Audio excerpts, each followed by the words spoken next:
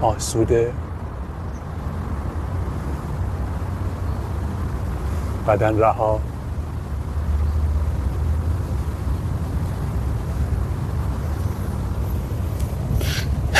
برگردیم پنجه ها رو بذاریم روی زمین، دیگه پدال نزنیم، یا راست بریم یا با زانوهای خم شکم رو بران نزدیک کنیم یا کمی پشت پا رو صاف کنیم. اسلام به خطر افتاد. وای حالا چیکار کنی تو این موقعیت؟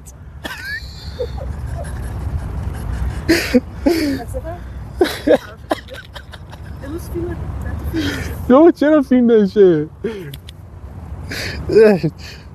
وزارت ارشاد یوتیوب میاد بهم گیر میده. چی؟ حالا پای چپو بذاریم بین دوتا دست، سر و نگاه به طرف بالا.